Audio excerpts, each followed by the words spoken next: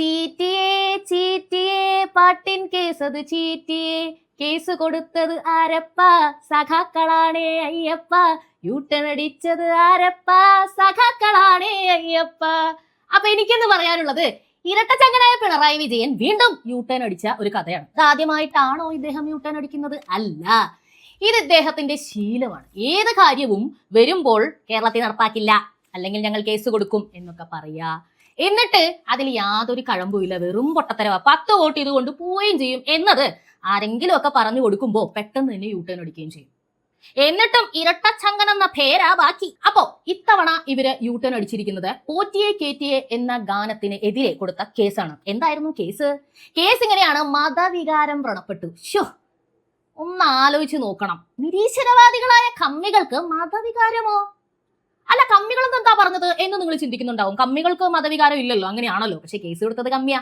തിരുവാഭരണ സംരക്ഷണ സമിതി എന്ന് പറയുന്ന ഒരു സംഘടനയിലെ ഒരു വ്യക്തിയാണ് വന്നിട്ട് കേസ് കൊടുത്തത്. അദ്ദേഹം പറഞ്ഞത് ഈ അയ്യപ്പ ഭക്തിഗാനത്തെ ഇങ്ങനെ വികലമാക്കി ഉപയോഗിച്ചത് തീരെ ശരിയായില്ല. പറയുന്നത് തന്നെ CPM-കാരും ഒന്നും. അവര് പറഞ്ഞത് നമ്മൾ നോക്കാൻ കാരണം ഈ പാട്ടാ, സഖാക്കളാണ് കട്ടതെന്ന് പാടി പാടി പാടി നിങ്ങൾ നമ്മളെ തോപ്പിച്ചു. ഇത് തെരഞ്ഞെടുപ്പ് ലംഘനമാണ്, മനസ്സിലായില്ലേ? അങ്ങനെ നമ്മൾ കട്ടതൊന്നും വിളിച്ചു പറഞ്ഞ് നിങ്ങൾ നമ്മളെ തോപ്പിക്കാൻ പാടില്ല. അത് ചെയ്തു കഴിഞ്ഞാൽ അത് തെരഞ്ഞെടുപ്പ് ലംഘനമാണ്. അതും അയ്യപ്പന്റെ ഭക്തിഗാനം വെച്ച് പാരഡി പാട്ടുണ്ടാക്കിയോ? പാരഡി എന്ന് പറയുന്നത് തെരഞ്ഞെടുപ്പിൽ ഉപയോഗിക്കാനേ പാടില്ലാത്തൊരു സംഗതിയാ. മോശം മോശം മോശം, അങ്ങനെ ഒരു കാര്യം ചെയ്യാനേ പാടില്ല. പാരഡി ഇല്ലാതെ എന്ത് തെരഞ്ഞെടുപ്പ്? സത്യം പറഞ്ഞാൽ കുറെ നാളുകൾക്ക് ശേഷം കാതിന് കുളിർമയുള്ള, അല്ലെങ്കിൽ നാവിന്ന് പോവാത്ത ഒരു പാട്ട് തെരഞ്ഞെടുപ്പിന് കിട്ടിയത് ഇതാണെന്ന് ഞാൻ പറയുള്ളൂ. ഇനി വേറെ ട്യൂണ് വേണമെങ്കിൽ വേറെ ട്യൂണിലും പാടാം. കട്ടത് സഖാക്കളാണെങ്കിൽ അത് വിളിച്ചു പറയുക തന്നെ ചെയ്യും സാറേ. അതിന് കുരു പൊട്ടിയിട്ടൊന്നും കാര്യമില്ല. ചെയ്ത കാര്യം വിളിച്ചു പറയുമ്പം തോറ്റു പോയെങ്കിൽ അത് ചെയ്തതിന്റെ ഉഴപ്പാണോ വിളിച്ചു പറഞ്ഞതിന്റെ ഉഴപ്പാണോ? എന്തൊക്കെ ആയാലും ഈ സംരക്ഷണ സമിതിക്കാരനായ കമ്മിനെ പൊക്കിക്കൊണ്ടുവന്നതും കമ്മികൾ തന്നെയാണ്. കാരണം എന്താന്ന് വെച്ചാൽ ഇതേ സംരക്ഷണ സമിതിയിലുള്ള മറ്റാൾക്കാരൊക്കെ രംഗത്ത് വന്നിട്ട് പറഞ്ഞു ഇയാളും നമ്മളും തമ്മിലൊന്നും ഒരു ബന്ധമൊന്നുമില്ല, നമ്മുടെ മതവികാരം ഒന്നും വ്രണപ്പെട്ടിട്ടില്ല. അതല്ലെങ്കിലും അങ്ങനെയാ. അയ്യപ്പ ഭക്തരായ ഒരുപാട് ഭക്തർ പറഞ്ഞു ഈ പാട്ടിന് ഒരു കുഴപ്പമില്ല, നിങ്ങൾ അയ്യപ്പന്റെ സ്വർണം കട്ടവരാണ്. അയ്യോ, ഞങ്ങളൊന്നും അല്ല കട്ടത്, 1-2 CPM-കാര് പ്രതികളായെന്നല്ലേ ഉള്ളു എന്നൊക്കെ ഇരുന്ന് നിങ്ങൾക്ക് ന്യായീകരിക്കാം. നോക്കൂ, ഇവിടത്തെ ജനങ്ങൾ ദേവസ്വം വകുപ്പ് വിശ്വസിച്ച് ഏൽപ്പിച്ചിരിക്കുന്നത് CPM ഭരിക്കുന്ന സർക്കാരിന്റെ കയ്യിലാണ്. പിണറായി വിജയനും ഈ പറയുന്ന വാസവൻ എന്ന് പറയുന്ന ദേവസ്വം മന്ത്രിക്കും മുൻപുണ്ടായിരുന്ന കടകംപള്ളി എന്ന മന്ത്രിക്കും ഒക്കെ ഇതിനകത്ത് ഉത്തരവാദിത്തങ്ങൾ ഉണ്ട്, ഇല്ലേ? ആര് കട്ടാലും ആരാ ഉത്തരവാദിത്തം പറയേണ്ടത്? ഇപ്പൊ ഞാനാണ് ഒരു കമ്പനിയുടെ തലപ്പത്ത് ഇരിക്കുന്നതെങ്കിൽ എന്റെ കമ്പനിയിലുള്ള ഒരു ഏറ്റവും ചെറിയൊരു ഉദ്യോഗസ്ഥനാണ് കട്ടെങ്കിലും ഉത്തരവാദിത്തം പറയേണ്ടത് ആരാ? അയാളെ ഞാൻ ശിക്ഷിക്കുന്നു, നടപടി എടുക്കുന്നു, എല്ലാം ചെയ്യുന്നു. പക്ഷെ എല്ലാത്തിലും ഉപരി അയാൾ കക്കുന്നില്ല എന്ന് ഉറപ്പ് വരുത്തേണ്ട ചുമതല കൂടി, ആ ഉത്തരവാദിത്വം കൂടി എനിക്കുണ്ടായിരുന്നു. എന്നെയാണ് കമ്പനി കാര്യങ്ങളെല്ലാം വിശ്വസിച്ചേൽപ്പിച്ചത്. അത് ഞാൻ ചെയ്തില്ലെങ്കിൽ അതെന്റെ ഉത്തരവാദിത്വത്തിന്റെ വീഴ്ചയാണ്. അങ്ങനെ നോക്കിയാൽ CPM സർക്കാരിനെ അല്ലാതെ വേറെ ആരെയാണ് ഞങ്ങൾ അയ്യപ്പന്റെ സ്വർണം കട്ടു എന്ന് പറയേണ്ടത്? നിങ്ങൾ കോൺഗ്രസ്സുകാർ ഇതിനകത്തുണ്ട്, സംഖ്യകൾ ഇതിനകത്തുണ്ടെന്നൊക്കെ പറഞ്ഞാലും ദേവസ്വം വകുപ്പ് ആരുടെ കയ്യില? ആൾക്കാർ ഇവിടെ ഇടുന്ന കാണിക്ക മുഴുവനും എടുത്ത് കൈകാര്യം ചെയ്യുന്നത് ആരാ?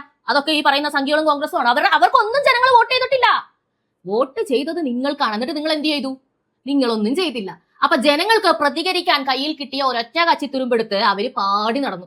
അതായത് പാർട്ടി നോക്കാതെ, ജാതി നോക്കാതെ, മതം നോക്കാതെ എല്ലാവരും പോറ്റിയെ കേറ്റിയെ എന്ന് പറയുന്ന ഗാനം തന്നെ പാടി പാടി നടന്നു. നിങ്ങൾ എത്ര നീചന്മാരായിട്ടായിരിക്കണം? ആ പാട്ട് എഴുതിയ വ്യക്തി ഒരു മുസ്ലിം ആണെന്നത് പൊക്കിക്കൊണ്ടുവന്ന് മതവികാരം വ്രണപ്പെട്ടു എന്നും പറഞ്ഞുകൊണ്ട് കേസ് കൊടുക്കുന്നത്, മതസ്പർദ്ധ പടർത്തി എന്ന രീതിയിലാക്കാൻ വേണ്ടി നിങ്ങൾ നോക്കുന്നത്.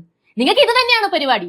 ഈ പിണറായി വിജയൻ എന്ന വ്യക്തി ആഭ്യന്തര വകുപ്പ് അല്ലെങ്കിൽ പോലീസും ഇന്റലിജൻസും ഒക്കെ കയ്യിൽ വെച്ചിരിക്കുന്നത് എന്തിനാണെന്ന് അറിയാമോ? അദ്ദേഹത്തിന് തോന്നുന്ന പോലെ അതെടുത്ത് പ്രയോഗിക്കാൻ വേണ്ടിയാണ്. ഏറ്റവും ആദ്യം മൈക്ക് കേടായതിന് കേസെടുത്ത ചരിത്രമുണ്ട് നിങ്ങൾക്ക്. ആ വീഡിയോ ഒന്ന് കാണിച്ചു തരാം. കോൺഗ്രസ് പാർട്ടിയുടെ വളരെ ഇതാ കണ്ടോ, ഇങ്ങനെ മൈക്കൊന്ന് കൂവി. ഇത് എന്തുകൊണ്ടാണ് നിങ്ങൾ ഈ മൈക്ക് കൈകാര്യം ചെയ്യുന്ന ആൾക്കാരോടൊക്കെ ചോദിച്ചാൽ അറിയാം. അതിന്റെ ടെക്നിക്കൽ ആയിട്ടുള്ള എന്തെങ്കിലും കാര്യങ്ങളൊക്കെ കൂടിയും കുറഞ്ഞൊക്കെ വരുന്ന സമയത്താണ് ഇതുപോലുള്ള അസ്വാരസ്യങ്ങൾ ഉണ്ടാവുന്നത്. കറക്റ്റ് ആയിട്ട് ട്യൂൺ ചെയ്ത് വെച്ചാൽ ഇതിപ്പം നമ്മൾ മര്യാദക്ക് സംസാരിക്കുമ്പോൾ മര്യാദക്ക് കേൾക്കുന്ന രീതിയിൽ എപ്പോഴൊന്നും ഇല്ലാതെ ഇത് ട്യൂൺ ചെയ്യണം. അതിനിടയ്ക്ക് എന്തെങ്കിലുമൊക്കെ ഇറവ് വെച്ചിട്ട് ഇങ്ങനെ സംഭവിക്കുന്നതാണ്. പക്ഷെ ഇത് സുരക്ഷയ്ക്ക് ഭീഷണിയാണെന്നും പറഞ്ഞുകൊണ്ട് പോലീസ് സ്വമേധയാ കേസെടുത്തു. ഇപ്പൊ നിങ്ങൾക്ക് ഒരു ചിരി വന്നില്ലേ? അയ്യേ എന്ന് തോന്നിയില്ലേ? ഈ അയ്യേ തോന്നല് ആൾക്കാർ പറഞ്ഞു തുടങ്ങിയപ്പോ അതുവരെ ഇതിനെ സപ്പോർട്ട് ചെയ്തവരെ സംസാരിച്ച CPM-കാർ വന്നിട്ട് പതുക്കെ വേണ്ട എന്ന് പറഞ്ഞിട്ട് ഇതിനൊന്ന് യൂട്ടേൺ അടിച്ചു. കോടതിയിൽ എന്താ പറഞ്ഞെന്നറിയോ? മനഃപൂർവ്വം പ്രശ്നം ഉണ്ടാക്കിയതല്ല. അപ്പൊ ഇങ്ങനെ തോന്നുന്ന കാര്യങ്ങൾക്കൊക്കെ ചുമ്മാതെ ആൾക്കാരെ പിടിച്ച് വരട്ടാൻ പോലീസിന്റെ കയ്യിലുണ്ട്, മനസ്സിലായില്ലേ? പിടിച്ചോർണോ, പിടിച്ച് പോലീസ് ചേർക്കണോ? ഇതിനു വേണ്ടിയാണ് ഇദ്ദേഹം ഇത് കക്ഷത്തി വെച്ചിരിക്കുന്നത്. അല്ലാതെ സാധാരണ ജനങ്ങൾക്കൊന്നും ഒരു പ്രയോജനമില്ല. കണ്ടില്ലേ, പരാതിയായിട്ട് ചെല്ലുന്നവനെ വരെ പിടിച്ചിടിക്കുന്ന അന്തക്കാലത്ത് പോലീസിനെയാണ് നമ്മുടെ പിണറായി വിജയൻ തിരികെ കൊണ്ടുവന്നിരിക്കുന്നത്. ഇത് മാത്രമല്ല യൂട്ടേൺ അടിച്ച കേസ്. മോൺസൺ മാവുങ്കൽ കേസ് വന്ന സമയത്ത് കോൺഗ്രസിന്റെ കെ സുധാകരനെ വേഗം തന്നെ അറസ്റ്റ് ചെയ്യും. എന്നാൽ ഈ മോൺസൺ മാവുങ്കലുമായിട്ട് ഭയങ്കരമായിട്ട് അടുപ്പം ഉണ്ടായിരുന്ന, അതേസമയം പിണറായി വിജയനുമായി നല്ല അടുപ്പം ഉണ്ടായിരുന്ന പോലീസുകാരനെ പ്രത്യേകമായി സംരക്ഷിച്ച ഒരു സംഭവം ഉണ്ടായിരുന്നു. അതുകൂടാതെ നിയമസഭയിൽ പ്രതിപക്ഷാംഗങ്ങൾ ബഹളം ഉണ്ടാക്കിയപ്പോൾ ഇവര് ബഹളം വെച്ച് മുന്നോട്ട് വന്നിട്ട് വനിതാ വാച്ചറിനെ കൈ തല്ലി ഒടിച്ചു എന്ന് പറഞ്ഞുകൊണ്ട് ഒരു കേസ് എടുത്തു. കോടതിയിൽ ചെന്നപ്പോൾ കൈക്ക് പൊട്ടലും കാര്യങ്ങളൊന്നുമില്ല. മെഡിക്കൽ റിപ്പോർട്ട് വന്നപ്പോൾ സംഭവം അങ്ങനെയൊന്നുമില്ല. അപ്പൊ കോടതി തന്നെ ചോദിച്ചു, സത്യത്തിൽ നിങ്ങൾക്ക് എന്താ പ്രശ്നം എന്നുള്ളത് മനസ്സിലായില്ല. ഇങ്ങനെയാണ് ഇവർ കേസ് എടുക്കുന്നത് എന്നാണ് പറയുന്നത്. അവസാനമായിട്ട് സംഭവിച്ച ഒരു കാര്യം അറിയാമോ? സർവകലാശാല വിഷയം നിങ്ങൾക്കൊക്കെ അറിയാവുന്ന സംഗതിയാണല്ലോ. സർവകലാശാലയിൽ ഗവർണറുടെ ഇഷ്ടക്കാരായിട്ട് VC-നെ നിയമിക്കുന്നു എന്നും പറഞ്ഞുകൊണ്ട് എന്തായിരുന്നു ബഹളം. ഇപ്പോഴാണല്ലോ അർലേക്കർ വന്നത്. അതിനു മുമ്പുണ്ടായിരുന്ന ആരിഫ് മുഹമ്മദ് ഖാനുമായിട്ട് നേർക്കുനേരെ നിന്നായിരുന്നു ബഹളം. ആർഷോയൊക്കെ പോലീസിന്റെ ബാരിക്കേഡിന്റെ മേളിൽ കയറിയുന്നു, പോലീസിനെ തെറി വിളിക്കുന്നു, നിങ്ങളുടെ പരിപ്പ് ഡാൽ ഇവിടെ വേവില്ല എന്നൊക്കെ പച്ചക്ക് എഴുതി വെക്കുന്നു. SFIക്കാർ റോട്ടിൽ കിടന്ന് സത്യത്തിൽ പറയാൻ പറ്റില്ല മെഴുകുന്നു. അമ്മാതിരി പ്രകടനം ഇവിടെ നടത്തിയിട്ട് ആരിഫ് മുഹമ്മദ് ഖാനും പോയി അർലേക്കറും വന്ന് ഈ സംഭവം കോടതിയിൽ പിടിവലിയിടക്ക് രമ്യമായി തീർത്തിരിക്കുകയാണ് പിണറായി വിജയൻ. CPM-കാർ ഒറ്റ മനുഷ്യർ അറിഞ്ഞില്ല എന്നുള്ളതാ. ഈ റോട്ടിൽ കിടന്ന് ഈ പറയുന്ന പോലെ മെഴുകിയ SFIക്കാരും അറിഞ്ഞില്ല. എങ്ങനെയാ തീർത്തിരിക്കുന്നത്? ഈ ഗവർണർ പറഞ്ഞ എല്ലാ ആൾക്കാരെയും വൈസ് ചാൻസലറായിട്ട് നിയമിക്കാനായിട്ട് ഒരു പ്രശ്നവും ഇല്ലാന്ന് പിണറായി വിജയൻ ഒപ്പിട്ട് കൊടുത്തു.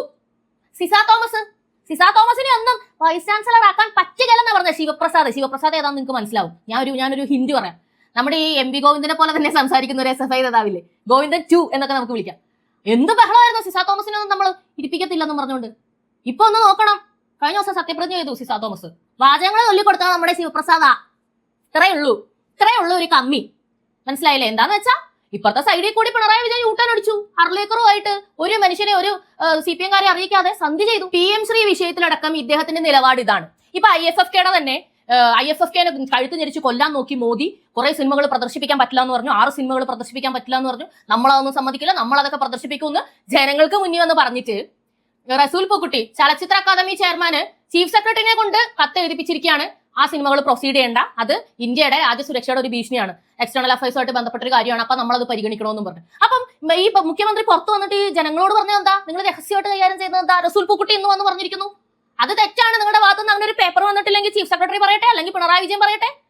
നല്ല അതോറിറ്റിയിൽ ഇരിക്കുന്ന നിങ്ങളുടെ ഒരു ഓഫീസറാണ് പറഞ്ഞത്, വെറുതെ വഴിയെ പോകുന്ന ആളൊന്നുമല്ല. ഈ രീതിയിൽ ലൈഫ് ഫുള്ള് യൂട്ടേൺ അടിക്കുന്ന ഈ മനുഷ്യനാണോ നിങ്ങൾ ഉദ്ദേശിക്കുന്നത്? അല്ലെങ്കിൽ നിങ്ങൾ പറയുന്ന ഇരട്ടച്ചങ്ങൻ എനിക്ക് മനസ്സിലാവുന്നില്ല. നമ്മൾ ഇരട്ടച്ചങ്ങൻ എന്നൊക്കെ പറയുന്നത് കൃത്യമായ ഒരു തീരുമാനം എടുത്ത് ഇനി എന്തൊക്കെ പ്രതിബന്ധങ്ങൾ വന്നാലും ആ തീരുമാനമായിട്ട് മുന്നോട്ട് പോകുമെന്ന് അടിയുറച്ച ധൈര്യം കാണിക്കുന്ന ഒരു വ്യക്തിനെയാണ്.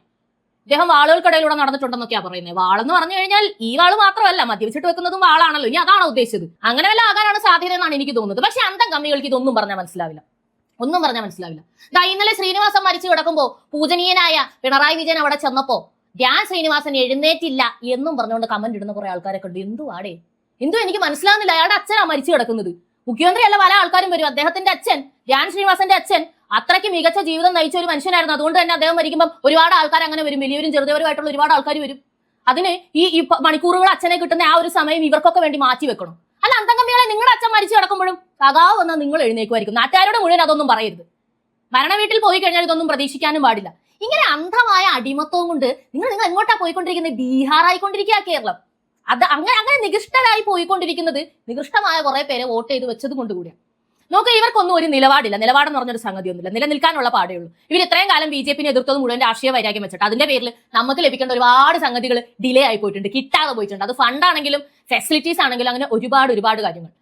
BJP ആണ് ഇവിടെ ഭരിച്ചിരുന്നെങ്കിൽ ഇതൊന്നുമല്ല നമ്മളുടെ അവസ്ഥ. ഒരു BJP MP-നെ കൊണ്ട് എന്തെല്ലാം കാര്യങ്ങൾ ഇങ്ങോട്ട് വരുന്നുണ്ടെന്നുള്ളത് നമ്മൾ കണ്ടുകൊണ്ടിരിക്കുകയാണ്.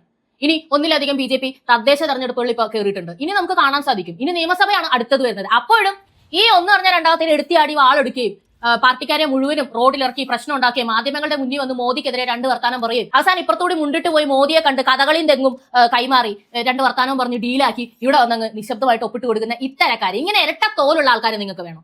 ഒരു ക്യാരക്ടർ, ഒരു വർത്താനം, അതല്ലേ ജെന്റിൽമാൻ ഭൂഷണം. അങ്ങനെയുള്ള ഒരു വ്യക്തിക്കെങ്കിലും വോട്ട് ചെയ്യും എന്ന് മാത്രമേ എനിക്ക് പറയാനുള്ളൂ. നന്ദി, നമസ്കാരം. തുടർന്ന് കാണുക പോളി ന്യൂസ്.